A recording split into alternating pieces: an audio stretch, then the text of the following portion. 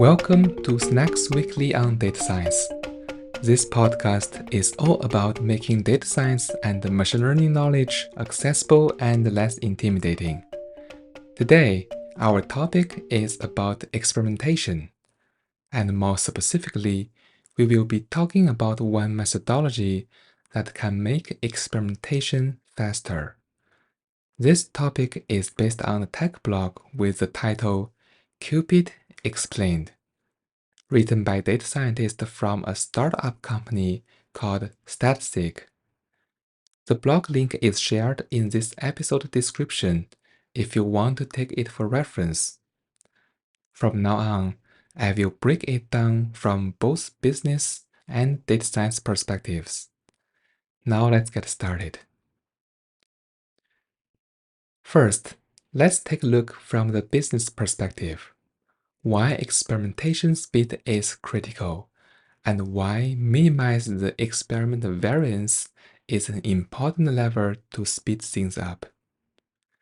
Experimentation, or commonly known as the A/B testing, help make product iteration faster.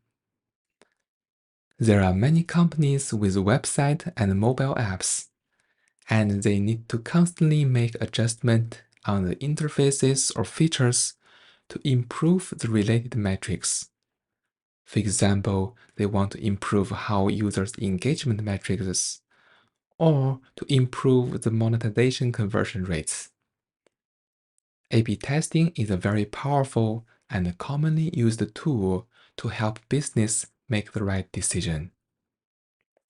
Inside the A/B testing, there is usually one control group and one or more test group to evaluate whether the test group's performance is better than the control group.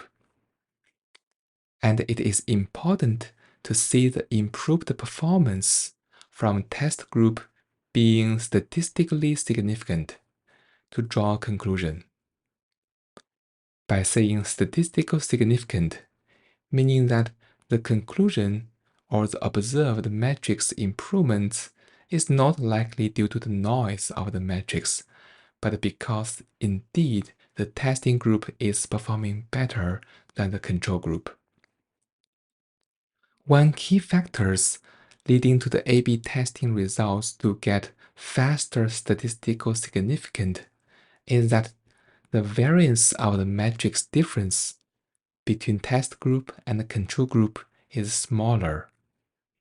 So here is a logic about how minimized variance will speed up the experimentation and creating the value.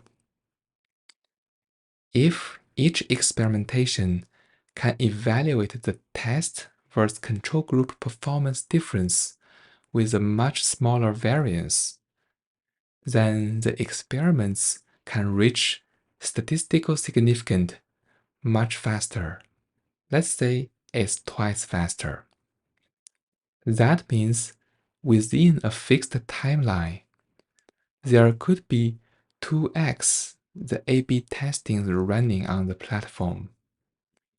If there is sufficient and equally good ideas to be tested and deployed, this could lead to a 2x better performance and improvements on the metrics. That's the reason why minimize the experimentation variance is very important, and why methodologies like the CUPED is very popularly used in the industry. Okay, now we talked about the business side of the experimentation, or CUPED. Let's take a look at the specific technology. There are many technologies developed over time to decrease the variances of the experimentation. And this methodology, CUPED, in short for controlled experiments using pre-experiment data, with all the initials CUPED, CUPED. This is one of the most powerful algorithmic tools for increasing the speed and accuracy of experimentation programs. The guiding principles of CUPED is that not all variances in an experiment is random. In fact, a lot of the differences in user outcomes are based on pre-existing factors that have nothing to do with the experiment itself. This tech blog has a very good example which nicely elaborates the key statistical concept behind CUPED. I made a slight variation here, but my version shares the key essence. Here is the example. Assume one experiment is trying to understand if people run slower with weights attached to them. Well, this experiment may look straightforward. Usually we run slower if we carry some weight with us. But let's bear with this for this simple example and see how the CUPED concept is used to minimize the variation from the experimentation measure.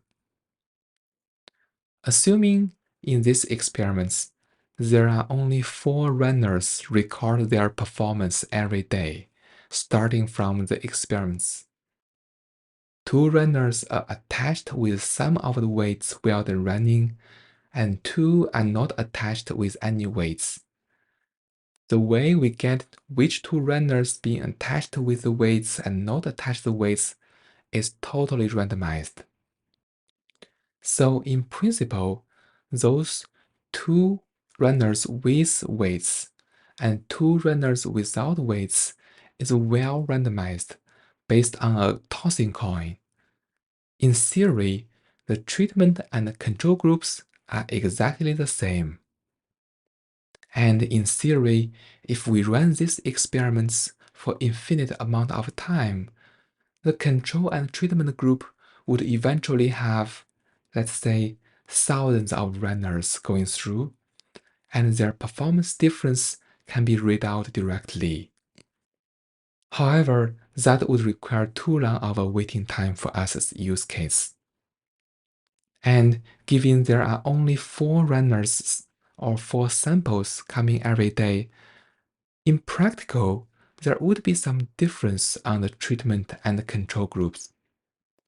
For example, their previous performance on running could be different, and unluckily, 2 of the slowest runners were put in the group with no weights, and 2 runners who usually run very fast were put into the treatment group, carrying out with some weights. And this variance is not only from the to-be-tested variable itself, but from the nature of the everyday's allocation. So in this situation, if we know this runner's performance before we started this testing, then we can use their previous period performance information and only evaluate this runner's performance difference with the prior experiment. That will remove the variance coming from the random splitting. And that is the key concept of the CUPED. Basically, it is trying to use the pre-experimentation data for the purpose to minimize the variance of these experiments. Well, this above principle and example may look very simple and intuitive. There are quite a bit of math and implementation details involved in the CUPED methodology, which we are not going to elaborate in details in this podcast. But more complex implementations of CUPED don't just rely on a single historical data point for the same metric. They can pull in other information as well. As long as this information is independent of the experiment group itself, then such information can be used to minimize the experiment variance from this experimentation.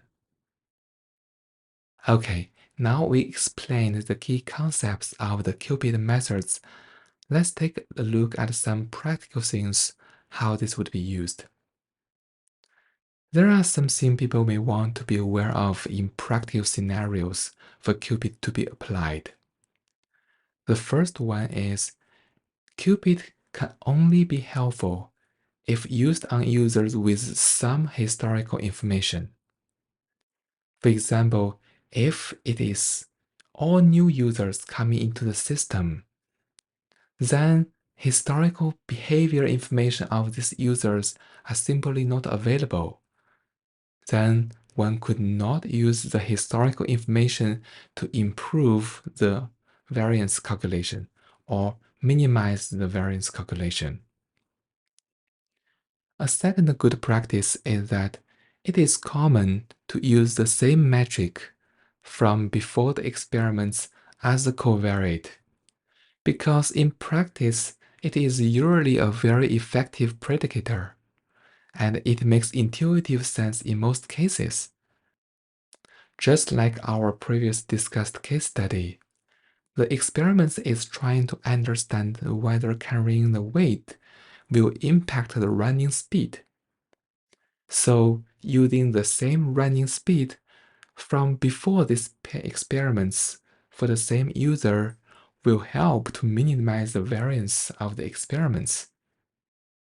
The third practical tip is that the CUPED ability to adjust value is based on how correlated a metric is with its past value for the same users. Some metrics will be very stable for the same user, and then that will allow for making a large adjustment on minimizing the variance. Some of the metrics may be very noisy over time for the same user, and then you won't see much of a difference in the adjusted value. Okay, to wrap it up, in this episode, we take a look at how to improve experimentation speed using the algorithm called CUPED.